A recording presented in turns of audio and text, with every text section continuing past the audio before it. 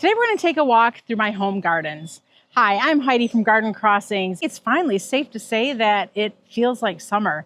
It's been an abnormally cold spring this year. In fact, I just heard it is the coldest in 22 years. So that's been quite a while since we've had this cold of a spring. But the plants are starting to really kind of grow in. They're getting acclimated and they're loving the warmth that we're finally having. So we're going to go ahead, take a walk through the gardens today. It's nighttime, so it's always nice to go through the gardens at night and just enjoy the sights and sounds in the garden in the evening. Let's go ahead and take a walk through the gardens. We're going to start off right up front here in the front of the house, and we're going to look at the aquapot first. So every year I plant varieties that are new for the up and coming year right here at the front of my garage. This way I can look at them every single day and just see how they're doing.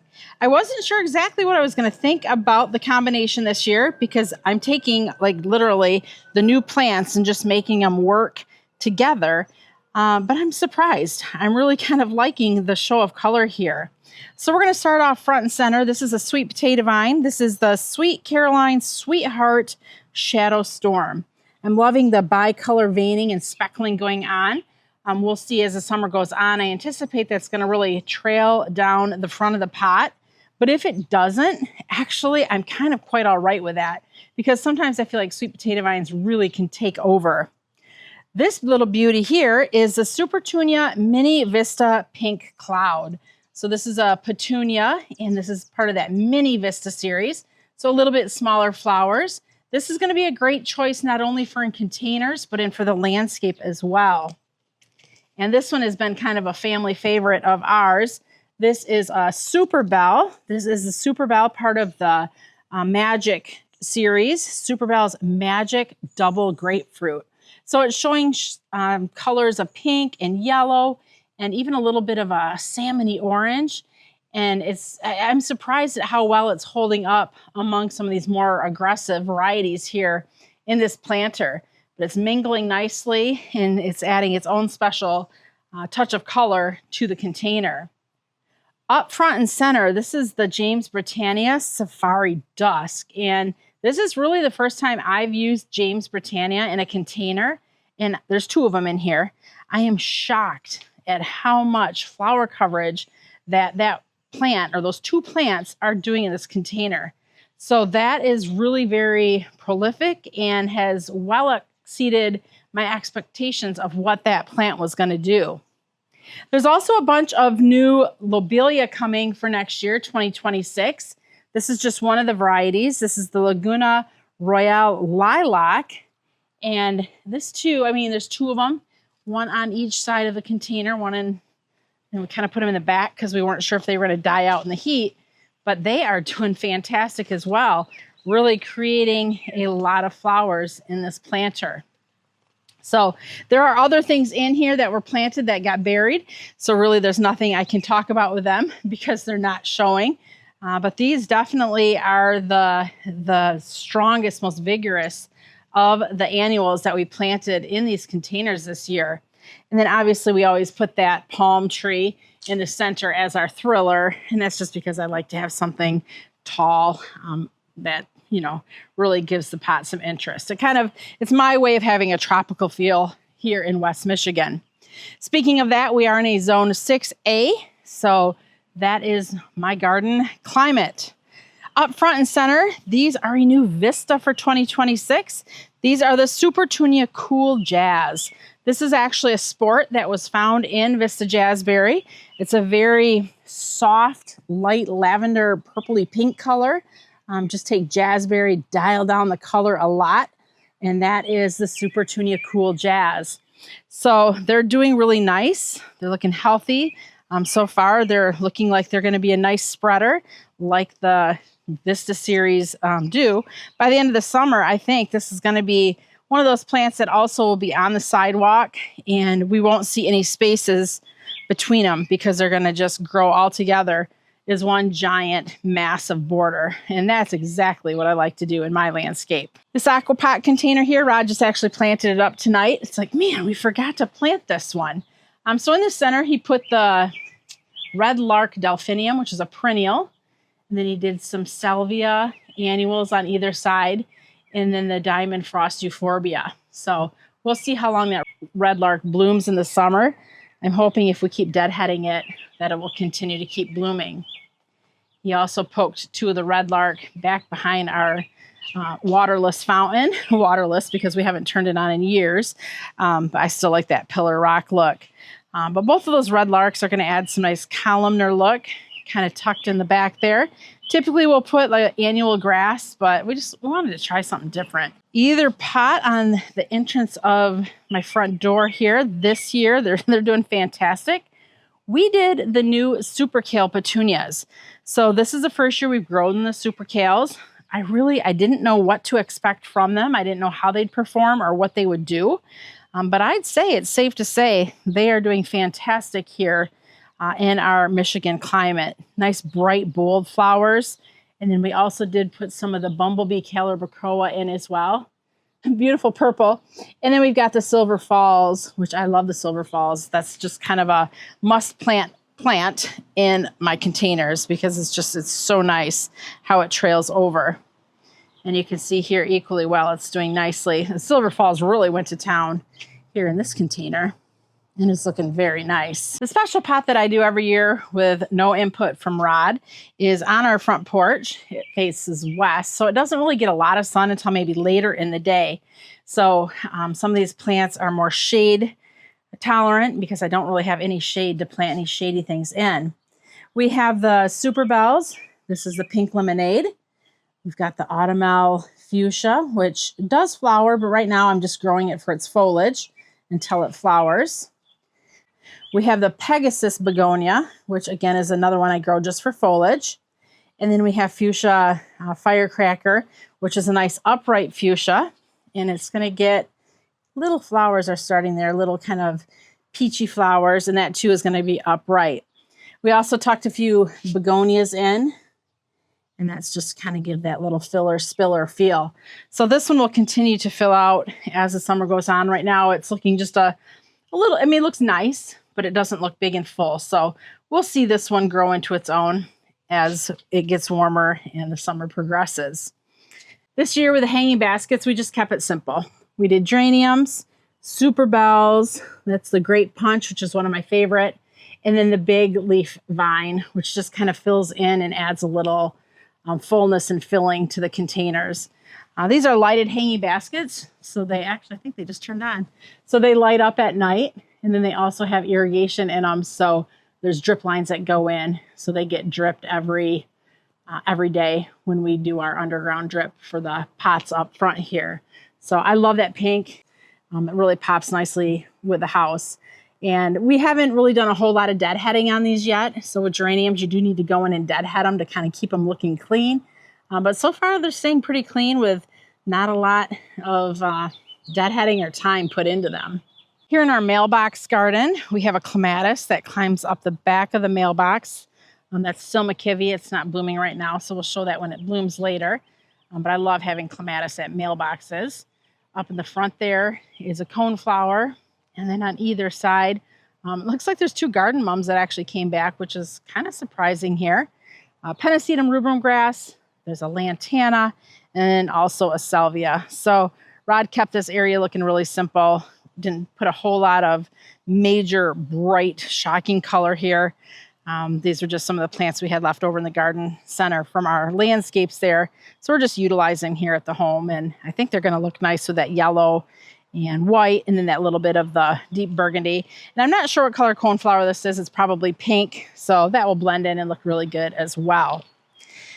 All right, we are going to head to the back of the house now. And, there's a lot of color of annuals up in the front, but in the back is where we really start bringing in more perennial and more shrub color. So let's continue on and head to the back of the house. As we head down the side of the yard, we have a little bit of a hill here. So you can see we're up on a perch and we're looking through the house and the trees to the backyard. And I love how I'm seeing that bright splash of pink way off in the distance. Those are sun patiens.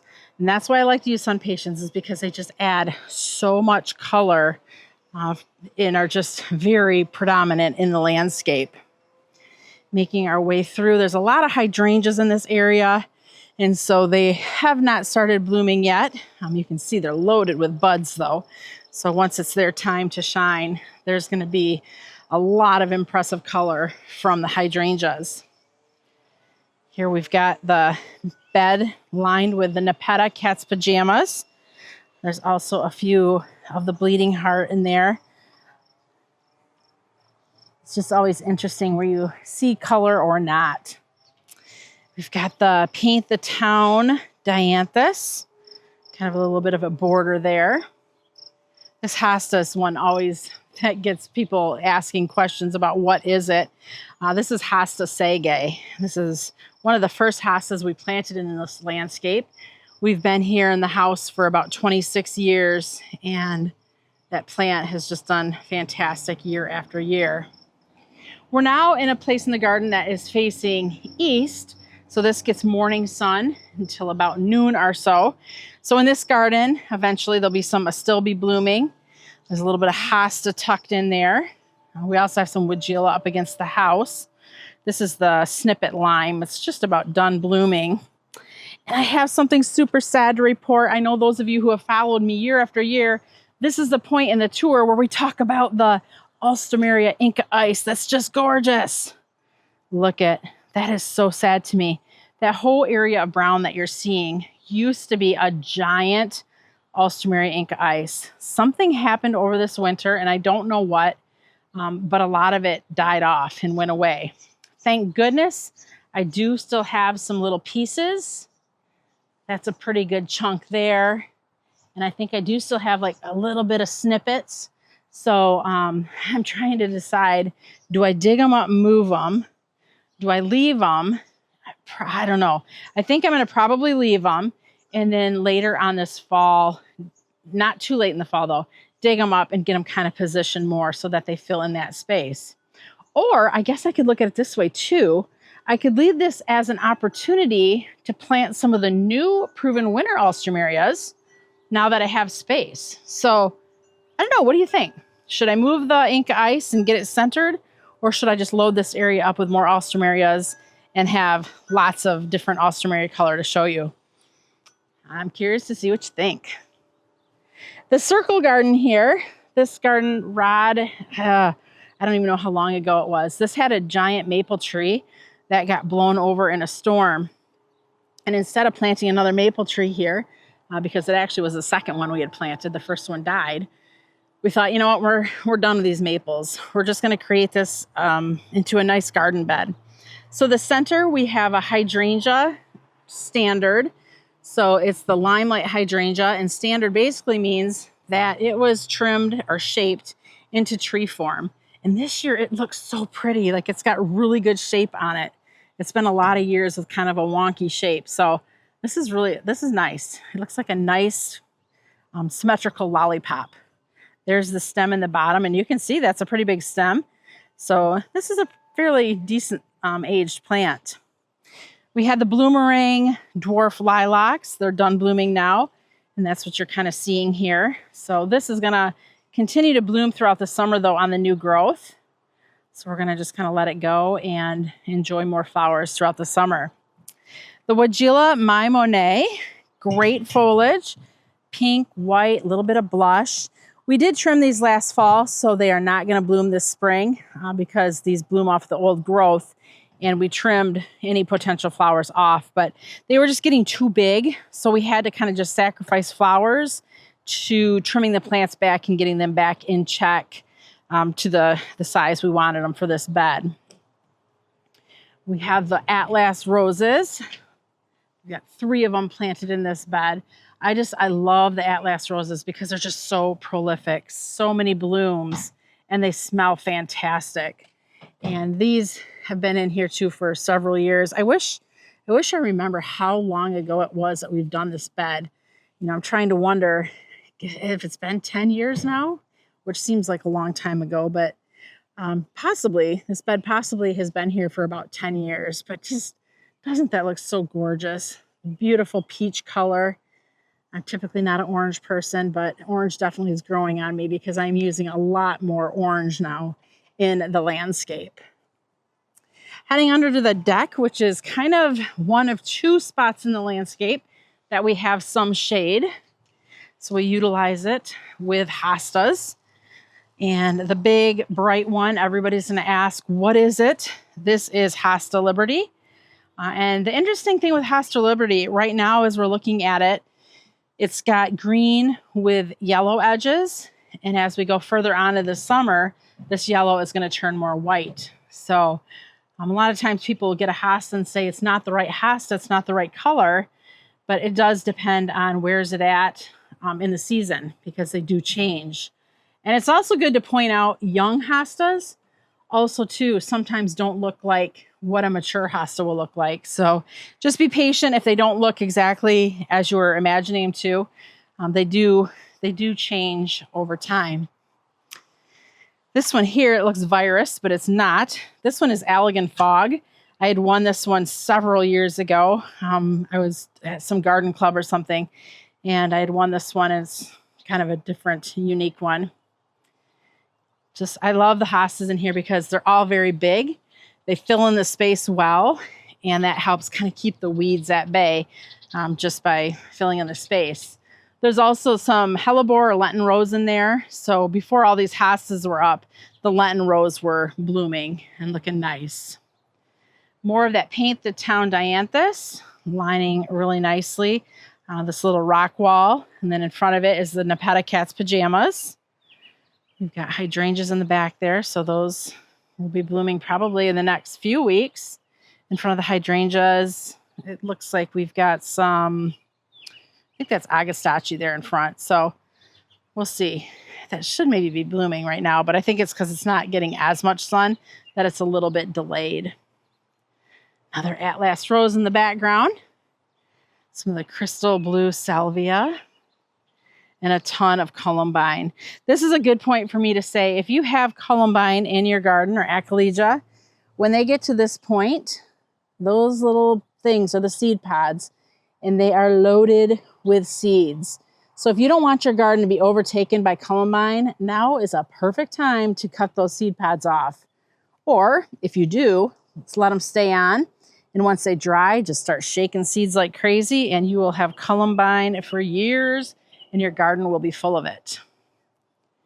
Tucked in there also is just kind of a nice little nook for some more big hostas. A few clematis are blooming there up against the shed there. So they're getting just enough sun that a clematis will bloom. We've got some lavender. This is the Sweet Romance lavender. Amsonia ice blue.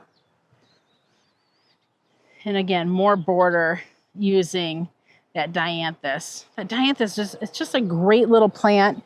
Doesn't get tall, blooms really nice beginning of June or so, and it will kind of put on a spitter spatter flowers throughout the summer.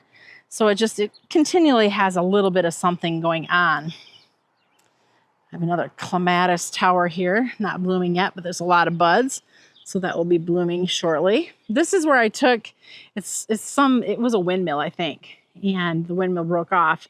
So I just kind of repurposed the frame of it and am climbing clematis. So it's got 4 sides, so 4 clematis are growing on it.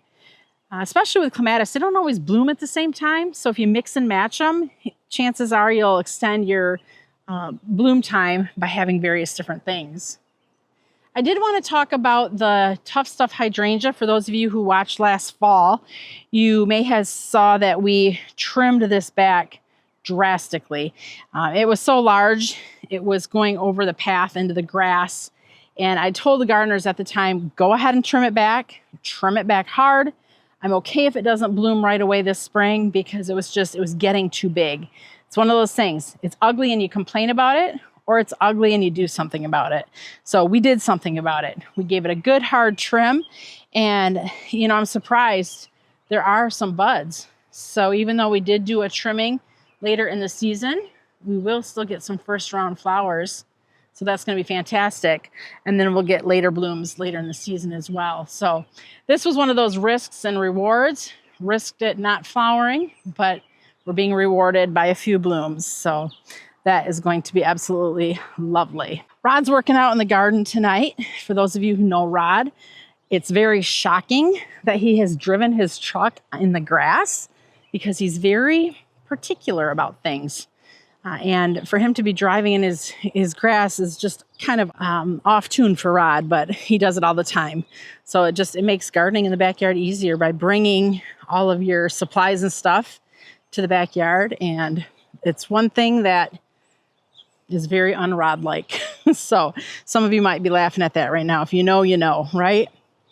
This here is the butterfly garden, and we got to actually come through and mow the path. The mower we have is too big, so we have to hand mow the path.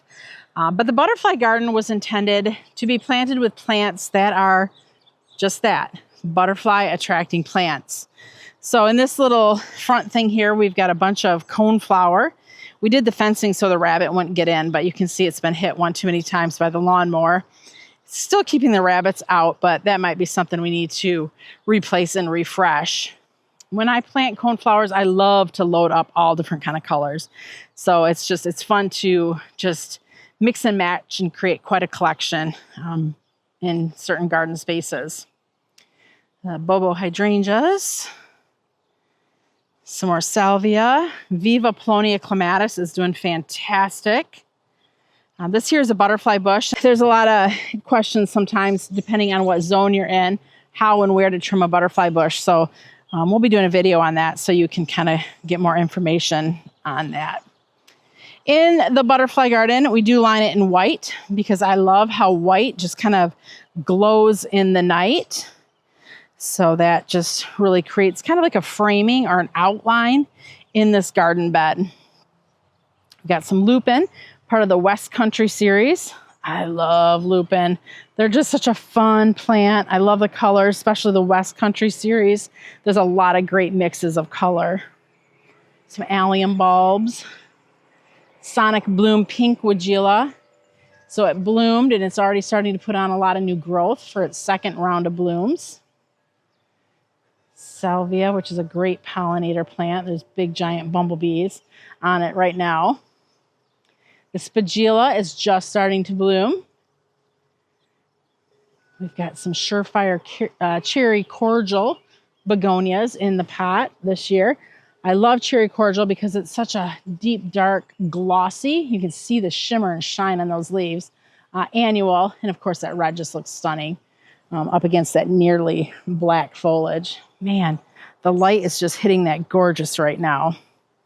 That's why nighttime is really, it's nice to do these tours because the light sometimes just hits perfectly. The Pet Cat's pajamas up in the front here. Another lupin. There's a lot of lupin in this area. So this will be fun to see what color they are. Look how tall the spike is on this one. That's almost a 2.5-foot spike. Love it. Here's delphinium. You can see there's a lot of flower buds waiting to happen. We do have this growing in a tomato cage. It's a yellow one, so it doesn't stand out so much because that helps it from cracking or flopping over because this is a 3 to 4 foot delphinium. So by tucking it in that tomato cage, it just helps support it. Not a lot going on in this area yet. There's going to be some coneflowers, some phlox, some hibiscus. Also I'm seeing a lot of little seedlings for milkweed, which that's what I love in the butterfly garden is milkweed. It's a great host plant, the host plant for monarch butterflies. Firelight hydrangea will be blooming later on this summer. We're going to head back to the Hosta garden. So this is, again, the second place in the garden that has some shade. So we utilize it the best we can. It's kind of a patchwork back here. At first, hostas, my thought of them is all the same hosta. It looks boring. But with the patchwork of color and just mixing and matching all of the various colors and textures and sizes of hostas, it really creates a very pleasing look in the garden. You did see a couple big bright splashes of chartreuse, and those are the Aurelia Sun King. And I love to mix those in with the hostas just to kind of break up the texture a little bit, but also because it does just add like splashes, a big splash of chartreuse. I'm also loving these blue hostas tonight too. I mean, look at that. Look how that blue just really pops amongst all the different greens and chartreuses and such. Now, I know some of you are going to ask me, oh, Heidi, what hosta is this? What hosta is that? Unfortunately, when we planted this hosta garden 25 years ago, who knew I was going to be doing YouTube at that time? Not me, never in a million years. So we don't have these labeled. So most of them, if you were to ask me, oh, which hosta is that? I'm not going to be able to tell you. But that could be where maybe our viewers, if you put the question out there, our viewers could help answer, because I know there's a lot of people who are really into hostas and know their hostas well. Doesn't that just look gorgeous? Look at all that color. So now we're kind of getting into more of a sunnier area, and you'll see the transition of plants a little bit. We also have the sun patient border, and this is growing in really nicely. I love, especially looking from the house back in this area with this bright, I think this is a hot rose color this year. This bright hot rose just really pops and brings your eyes from the house back into these garden spaces. You can see how there's a lot of chartreuse color in this area too. And that's intentionally planted for in the springtime when these plants are just starting to emerge.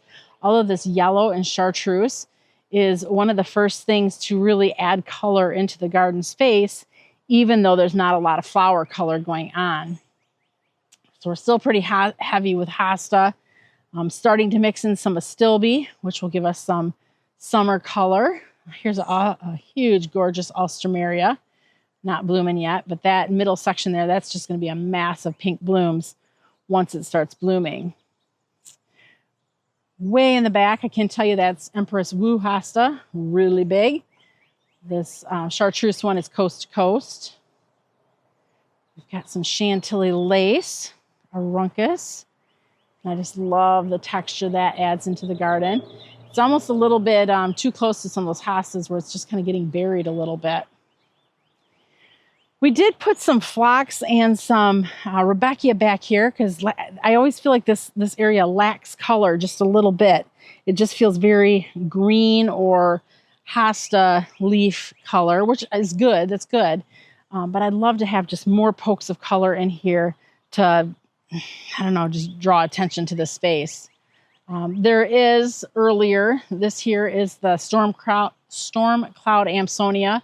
So this was a gorgeous periwinkle blue ball of beauty. Even though it's done flowering now, it just kind of looks like a shrub sort of, which that's good. That's okay.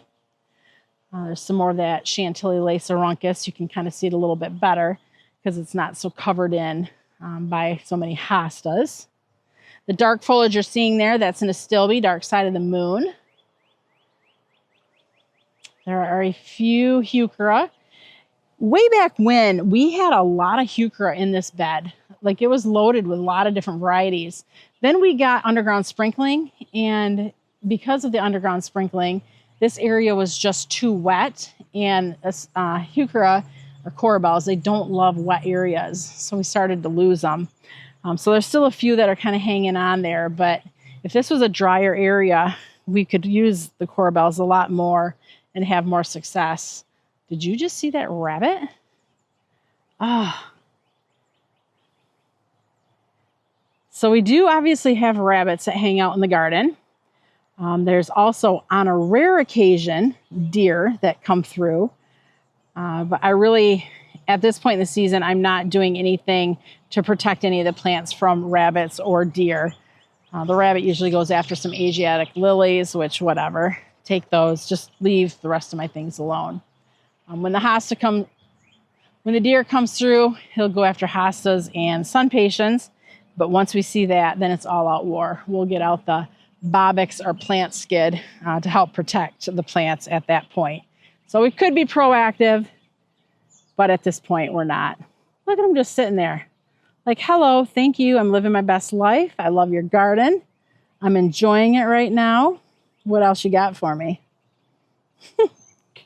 I mean, nature's great, right? Like, how can we have a garden and enjoy nature, the animals? That is a cotton candy thalictrum. I should add more of those in because that's just a nice, tall, narrow, whimsical, blow in the breeze.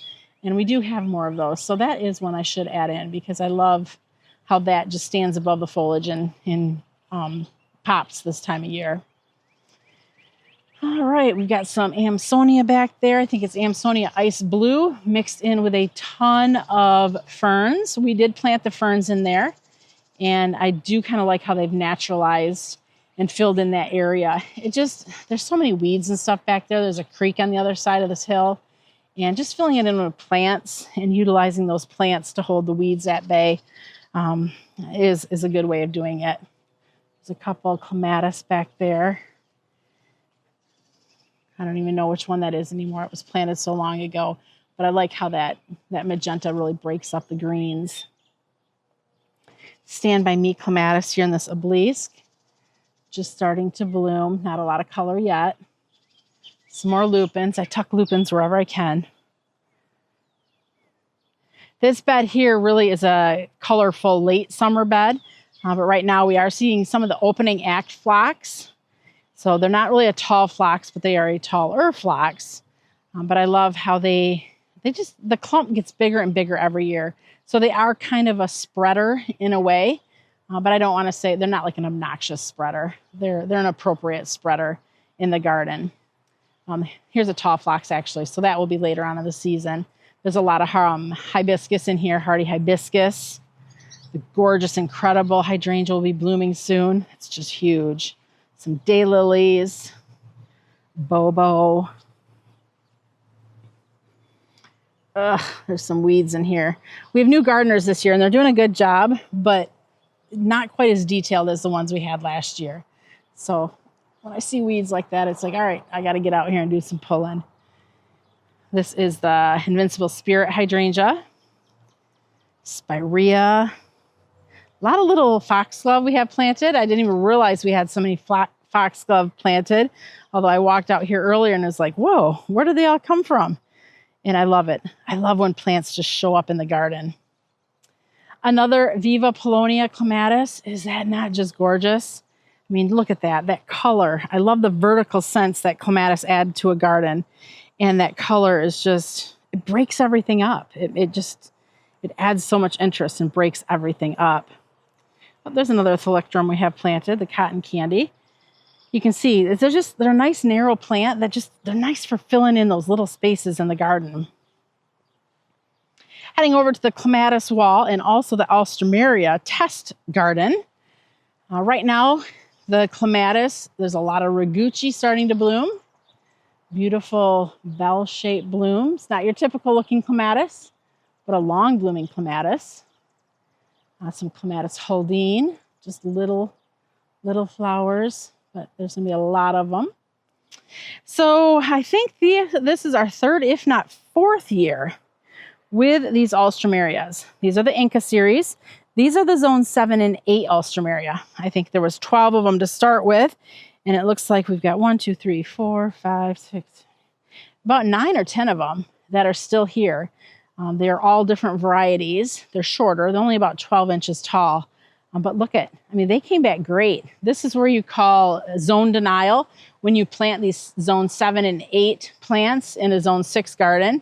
And it feels like such a victory when they come back when they're not supposed to. So those will be fun to watch as they put on more flowers throughout the summer as well. This space here, we got to get some more annuals in. So Rod's out also looking through the garden, deciding what he needs to bring home to fill in just gaps.